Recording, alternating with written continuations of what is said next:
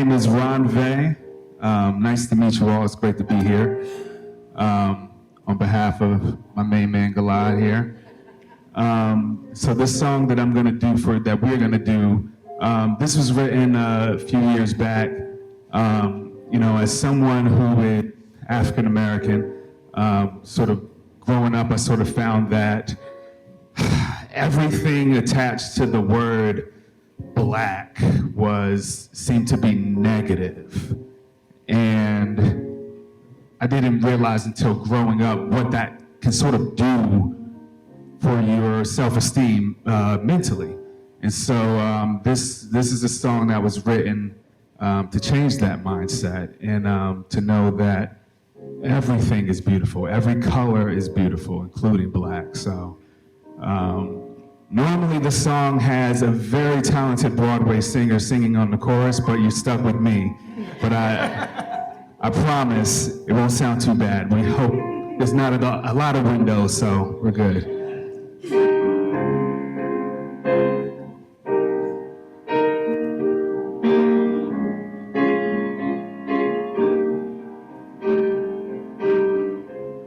Yeah, there we go. So it goes, all I know is that black is beautiful. I'm so proud to wear it every day. You can sing if you like it. All I know is that black is beautiful. I'm so proud to wear it. Yeah, we can slow it down a little bit. Chilling on Facebook, scrolling through. Don't know why I spend so much time on it, but I do. Current events is my nourishment, food for thought, but it's hard to not get caught up in that other mess. Critical comments composed cozy in their homes, overblown racial overtones via mobile phone. Some of the posts got me all in a rage. Might have to unfriend somebody today. I'ma unfriend somebody today. I let a Michael Brown body folk be getting carried away. And it's so sad to say there was a day folk would grab soap and water and try to wash they black. You blame them? You probably would do the same if you saw folks like you getting shot down every day. And they could you the racist because you scream black pride. Pride of who you came from, the heritage inside. I've never been the type to blame the fair skin and eyes, but to negate racist negligence, evidence never lies. Hesitant in the rhymes. I got a lot of white friends and I'm probably a fan, but I can sit at 10. My heart rate don't speed up in police view. Show my college ID, they still ask me to step outside of my vehicle. Look to our parents for answers. I ask them, what are we to do? Because all I know is that black is beautiful. Yeah, I'm so proud to wear it every day. One more time. All I know is that black is beautiful. I'm so proud to wear it every day. I know this whole nation's been in peril. Can't even turn on CNN. It's like they trying to scare you of people that look like me, rocking urban apparel. That's the least of our concern to this turn is very narrow. On this road to riches, what are we worth? We earn a handful, not enough to keep us from looking down at a barrel. Gotta be more careful, all us, cause even if I reach for the stars, they'll still shoot me while my arms up. Divide and conquer starts from the inside, no martyrs, simply cops and robbers on blocks and corners from New York to Compton, California, all the way down to Georgia. I swear we need more doctors and lawyers to help keep us out of hospitals and handcuffs. Prison rates got me scratching my head like I got dandruff and it's a cycle. We not expected to break the chain long as we focus on negativity, it's not a thing. My focus to the community, it wasn't the guns that made them fear the Panthers, it was their sense of unity. Now, it's just you and me. You could be flawless, you'll still face that scrutiny. In a world where people with black skin or look African are treated like half men, I still say we beautiful, spectacular within. There was a time when pride was great, my people were wide awake, I want to go back then. All I know is that black is beautiful. I'm so proud to wear it every day. One more time. All I know is that black is beautiful. I'm so proud to wear it every day. That's so beautiful. Thank you.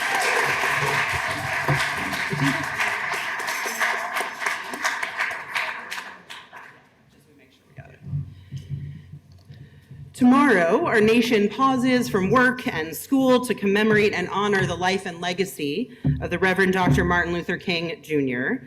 alongside of countless others who worked, prayed, protested, marched, spoke, hoped for, longed for, strategized for, and dreamed of a different America. An America that is just, in which all people are free. An America that celebrates every single person. The Reverend Dr. King took a particular stance, a non-violent one. He believed that the way to peace must be paved by peaceful means.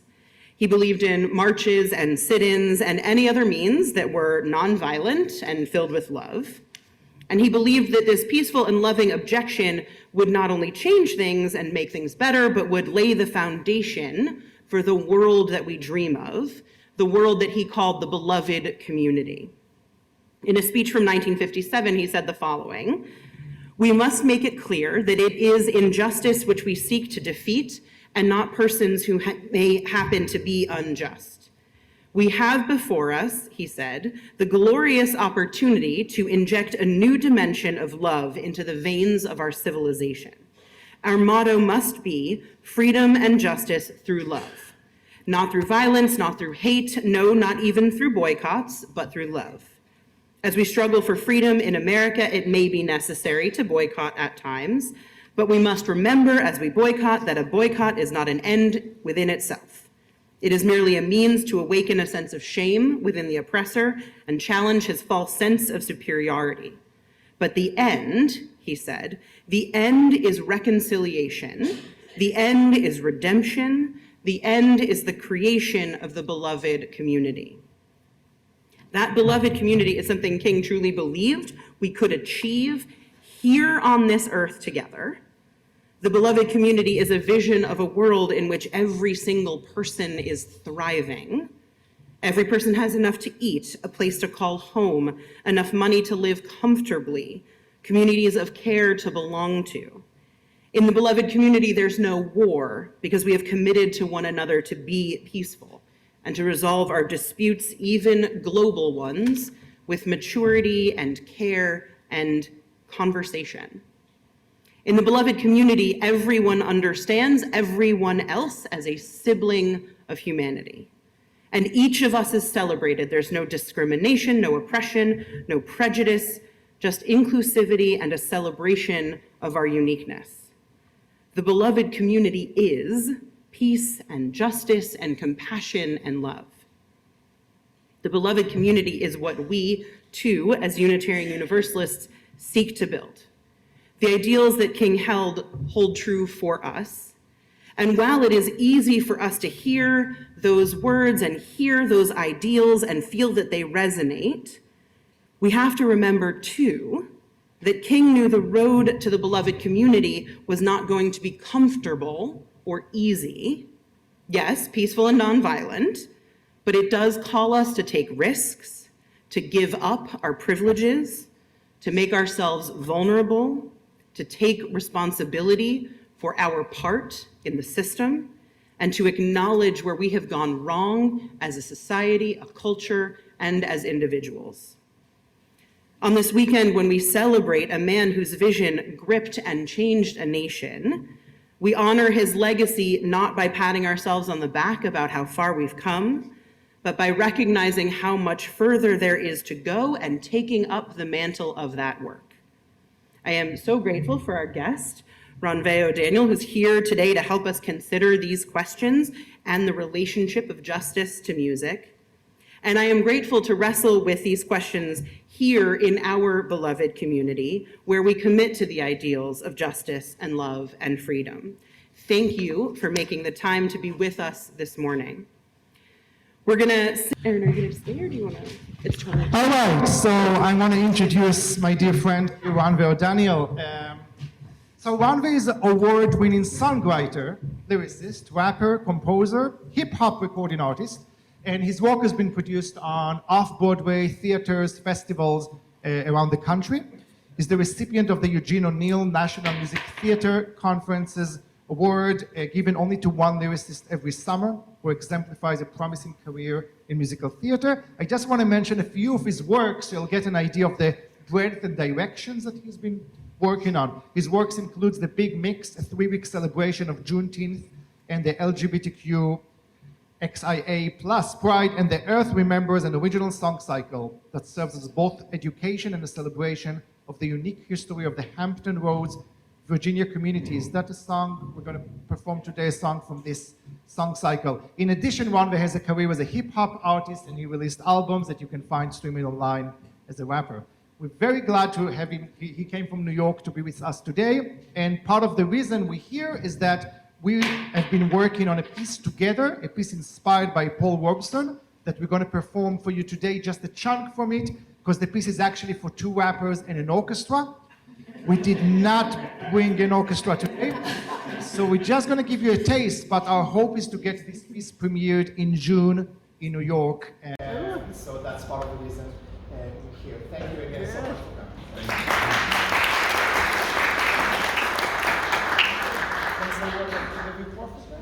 Yeah, so this next song is from one of the shows I've written. It's called The Earth Remembers, which is about, do we have anybody who's familiar with Virginia or from Virginia? Okay, a couple people. Hampton Roads, Virginia. Very, very interesting and unique history. And this next song that we're gonna do is called I Gave You Profit, which the economy, fun fact, the economy of Virginia very long time ago was based on the tobacco plant. That was how they made the money. And so this song is written from the perspective of a tobacco leaf. So just imagine I'm a long piece of tobacco speaking to you all about, telling you my story.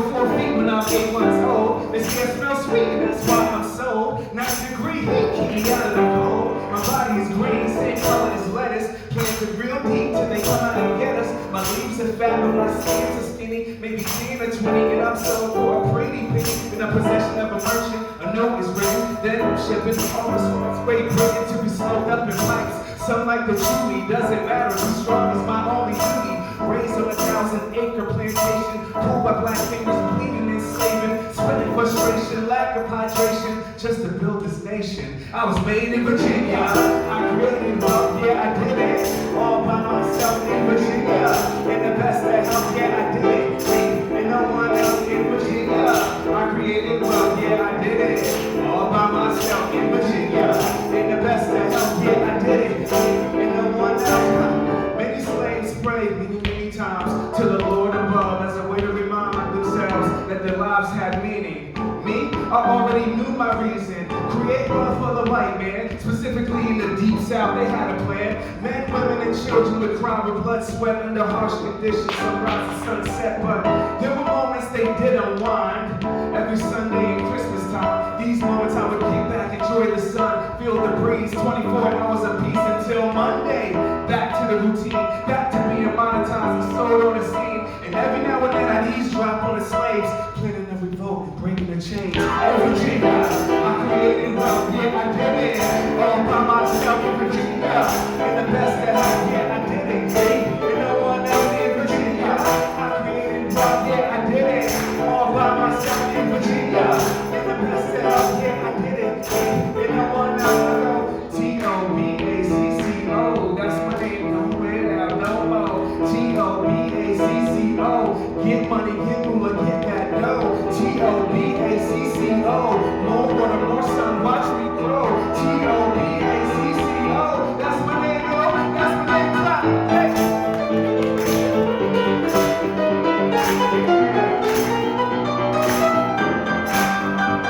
Plant my seeds, add the H2O, give the sunlight,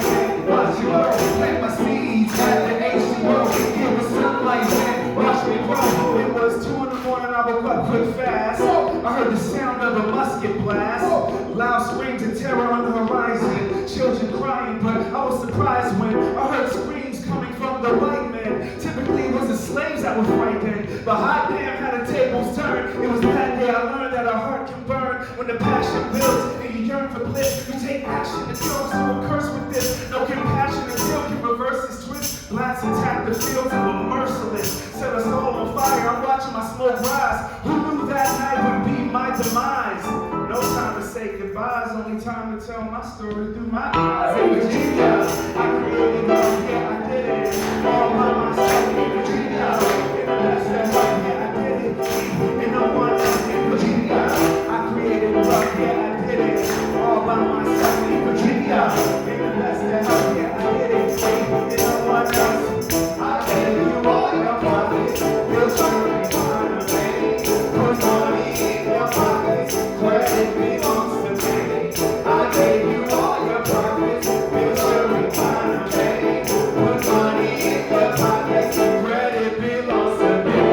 I gave you all my pockets. You'll surely find a way. Put money in your pockets. Credit belongs to me. I gave you all your pockets. You'll surely find a way. Put money in your pockets. Credit belongs to me.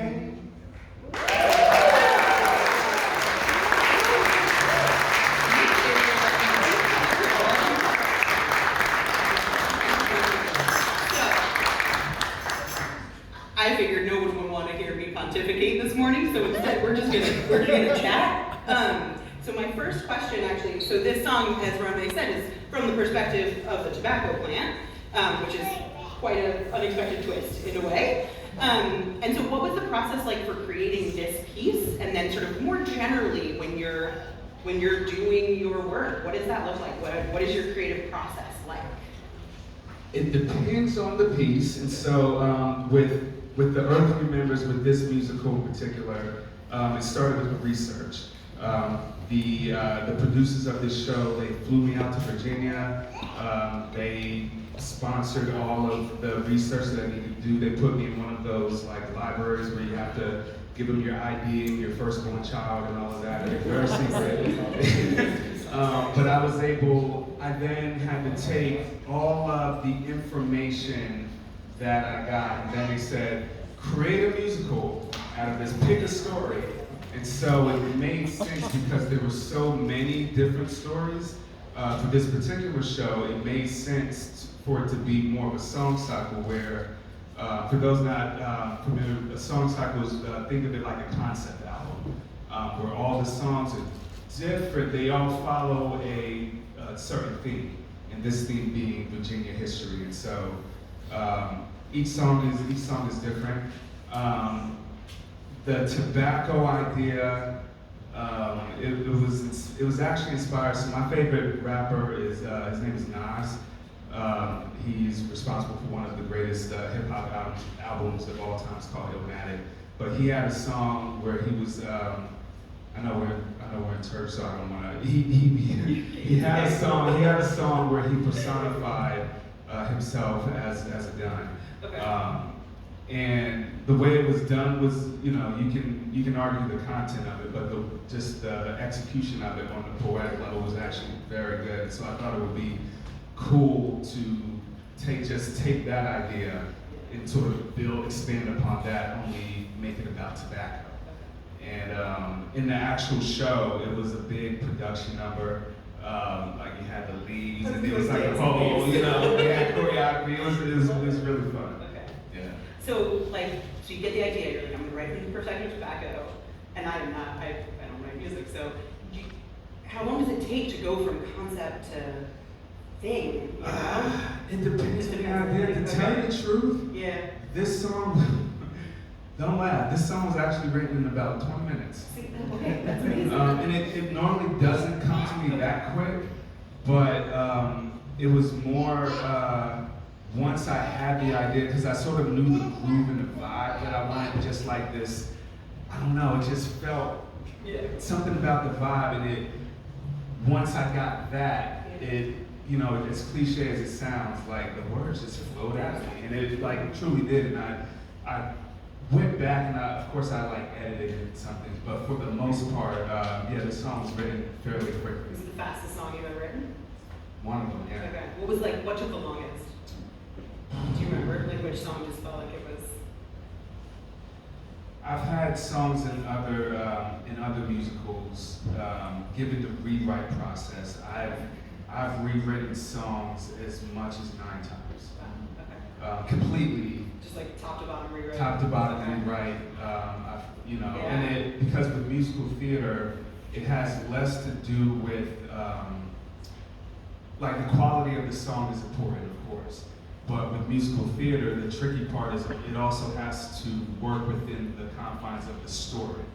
And so the rapper in me has written songs, and I'm like, oh man, my bars were crazy. Oh, I'm rapping, and it was a great rap song. But it didn't flow right with the story. And so, and that's why sort of going back to the research and the content and understanding the circumstance of the show itself and the moment that you're writing for, then those are your, I guess you could say, your boundaries, and then you write within that. Okay. And then what I'm really curious about is the relationship for you between the music that you write, the stuff you perform, and social justice. Like, how do those work together for you as an individual? How do you see what you do impacting the world? Tell us a little bit about that. It's a big question. No, it's a great question. I guess it's just always, I've never really thought about it like that. It's just, so going back to my hip hop roots, before, like in the 90s, it was always about the message. Like there was always like, yeah, rap is entertaining, but also there was also a message behind the good songs. And behind the entertainment, there should be like, there was an emphasis on what are you saying? What are you talking about? And how is what you're saying affecting the world? And so that's always been sort of how I operated just as an artist. Like it's just, I don't know how else to approach the art in that way. And so it's been, I would say musical theater in particular, it's been great to see a lot of the shows that I write provide roles for actors and singers who may not be able to have those opportunities. I know, I also have my BFA musical theater from Wright State University in Dayton, Ohio. And, there were only a certain amount of roles that I could, Coal House from Ragtime. Coal House from Ragtime, it wasn't a lot. So a lot of why I even started writing for musical theater was just to provide more roles that sort of gave a range of our experience, because we're not just this, we're not just that, but like every other musical theater show, like My Fair Lady, South Pacific, you name it, the experiences vary. So that is sort of at the root of why I do it.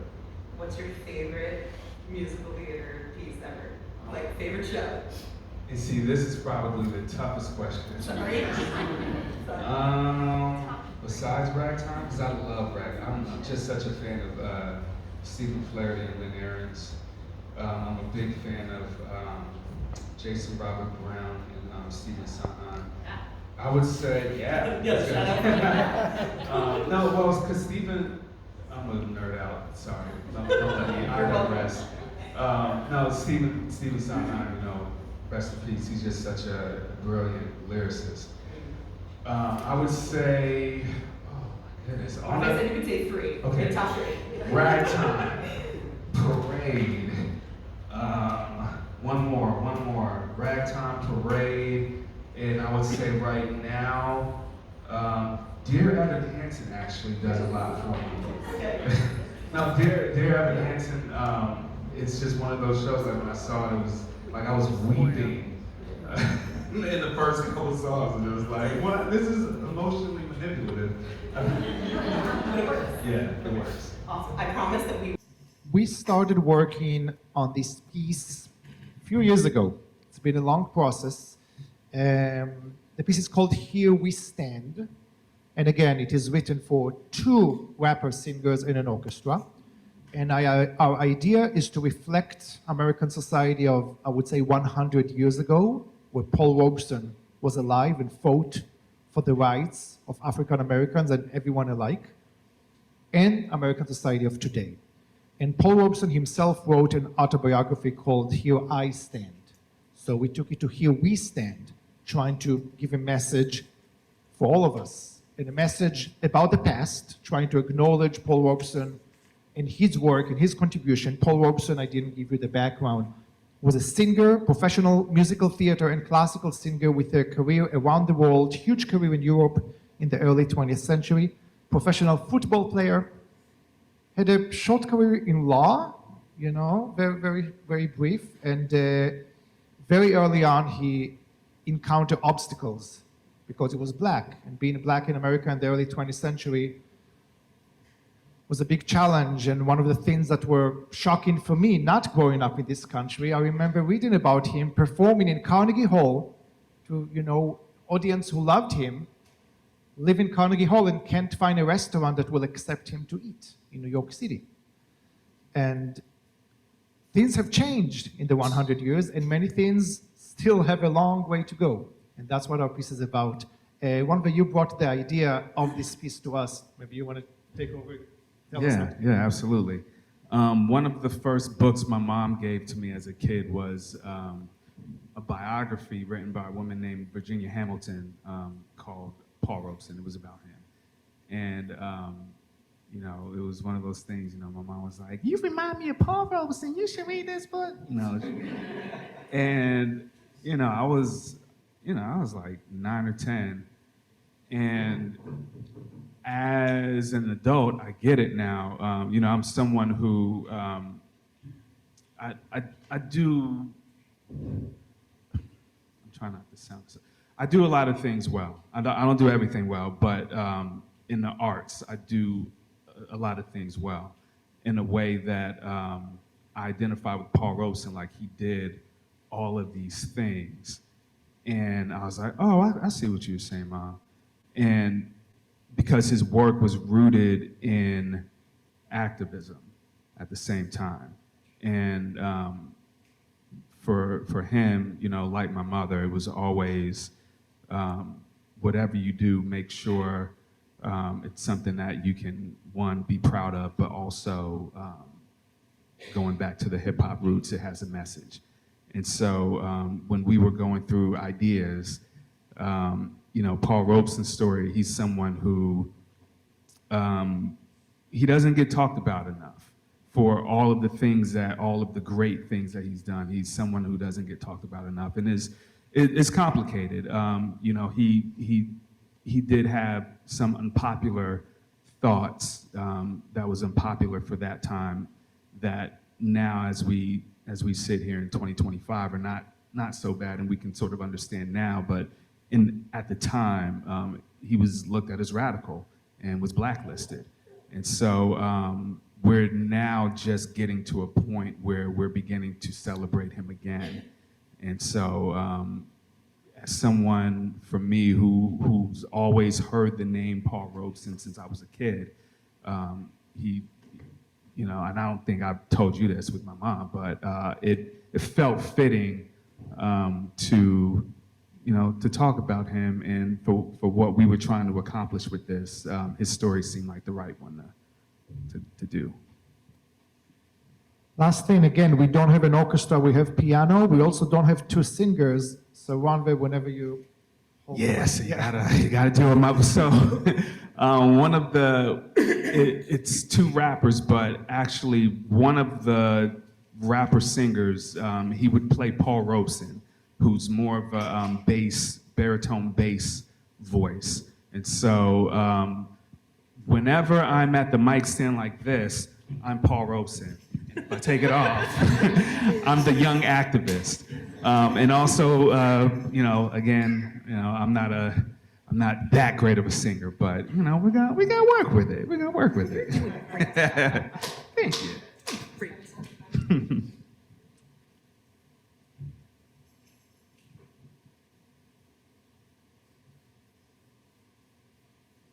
Actually, I start here. What am I doing? What am I doing? Here we go. In this fight for freedom as an activist, can't let it half slip, you are always at risk. Arm in the air with the black fist that's clenched in the name of raising our abject status. Using our voice against those who attack us. Sounds good in theory, but what about in practice? Those who wish malice at us and would rather have us dead or in prison, whichever comes fastest. MLK, Malcolm X, pinnacle of blackness. Both of them stem from Paul Robeson, the catalyst. Pushed to masses against established fascists, but controversial stances landed them on the blacklist.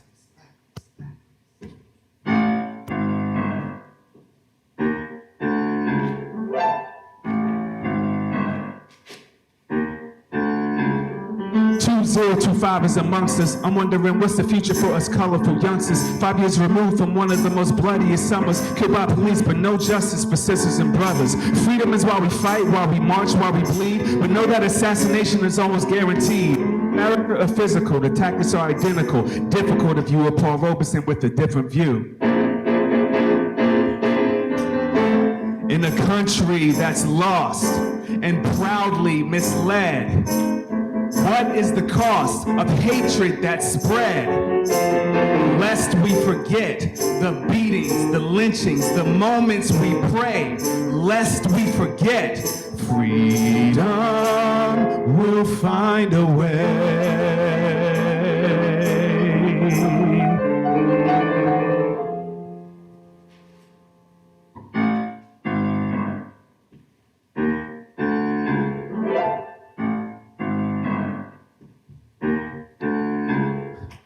My mother died at a young age, raised by my father who was a former slave, on the path to freedom where the road isn't paved. Traveled abroad to learn about home where I sang, songs for freedom, songs for equality. But what's equality without quality? A dire dichotomy of our economy, a much smaller piece of what America promised me. I cannot sit back and watch while my own people suffer injustice because of their darker skin color. I won't.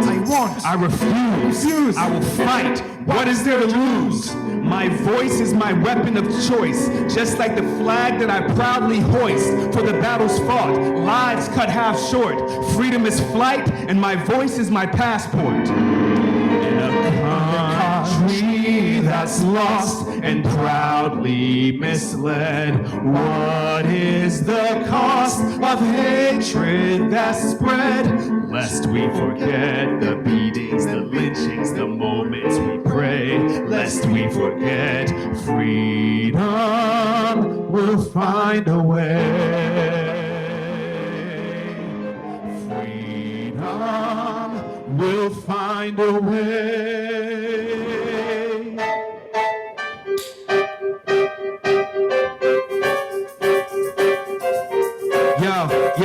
Yo, come on. 2025 is amongst us. I'm wondering what's the future for us colorful youngsters. Life, liberty, and happiness. So miraculous to even fathom this. The audacity growing up black as us. Yeah, I hope you ain't afraid of heights. Fasten your seatbelts as we begin to take flight. Experience life, rose with great heights. Like a young Paul Robeson under them stage lights. The destination is freedom. But on this escapade, we gotta educate and teach them. Practicing being patient from the AM to the PM. Waiting for the day that we can celebrate and be done. And poof, the bat is gone with the wave of a magic wand. Regardless of the baggage we bring, we carry on. Fully checked in for the battle of my blacks fought. Freedom is flight, and my voice is my passport.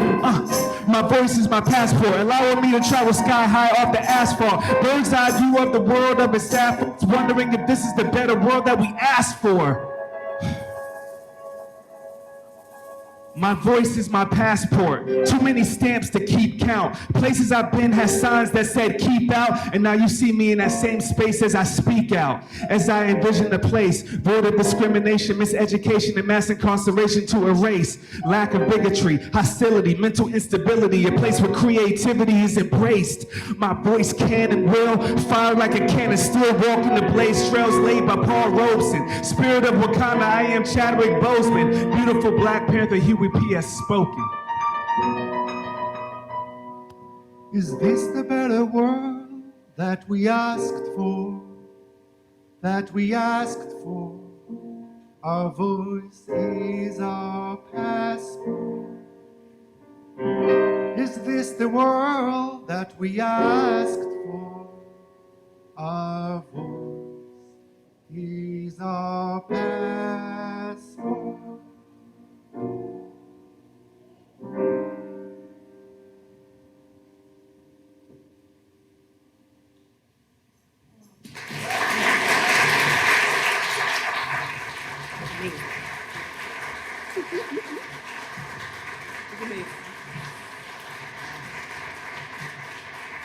I'm going to ask you another question. Yeah, both happens.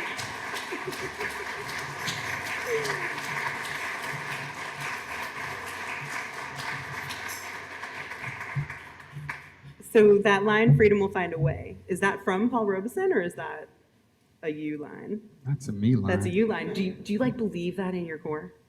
Yeah, absolutely. What keeps you from feeling not let me rephrase that. So every year, folks who've been around a long time, this is my 8th year here, almost every year when we do Martin Luther King Jr. Sunday, I will talk about, there's this like famous scene where he's sitting at his kitchen table and he's like doubting everything. He's like, why am I putting my family at risk? Why am I putting myself at risk? What am I doing here? And it's this sort of moment of acknowledging, and he writes about it in his autobiography, it's this moment of acknowledging like, even I had moments of doubt and fear and wanted to kind of toss it all in and walk away for a moment. Of course he doesn't. What do you have kitchen table moments? What keeps you from giving in to your kitchen table? Like what keeps you writing? What keeps you performing? What keeps you feeling like freedom will find a way? You know, on a political level, I strangely believe in people. I truly do. There's so many times when I've had conversations with people.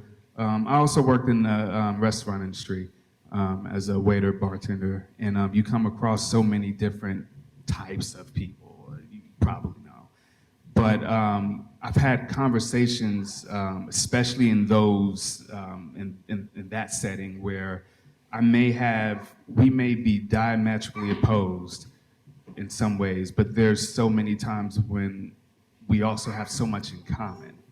And we all want the same things, but it's how we go about getting those things that sometimes we can differ.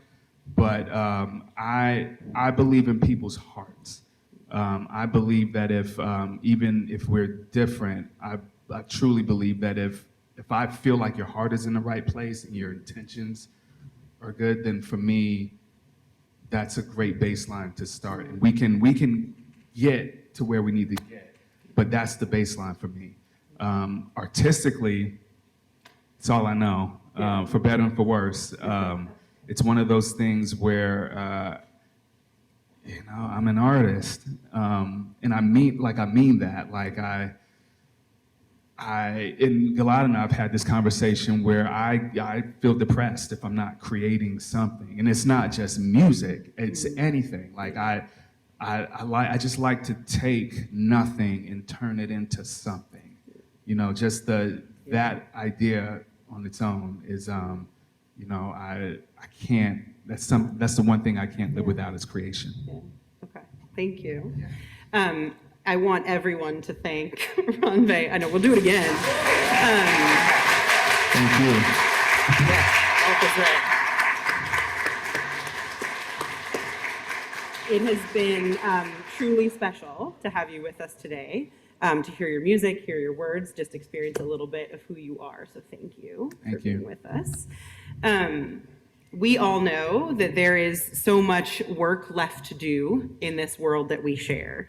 We do not yet have equality. We do not yet live in peace, though I would be remiss if I didn't say that I come grateful, and I'm sure you all do as well, for the ceasefire in Gaza right now.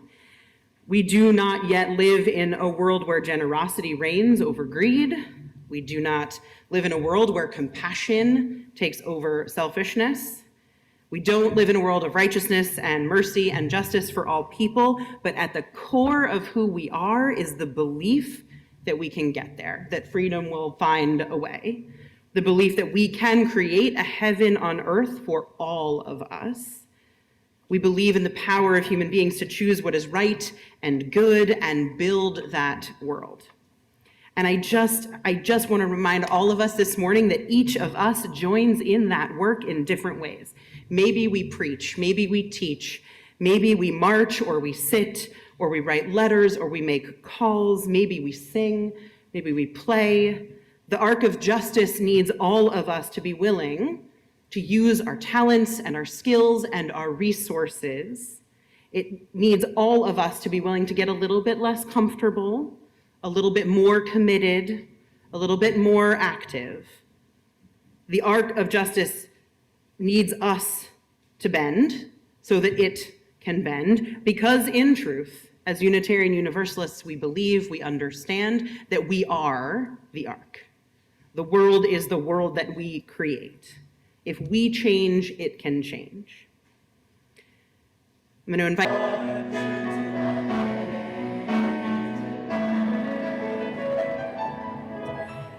Please remain standing and join in the words for extinguishing the chalice. We extinguish the flame and the energy of action burn bright in our hearts until we are together again. Go renewed in your commitment to the beloved community. Go excited to learn and grow and change and build the world that we dream of. Go in peace. Thank you.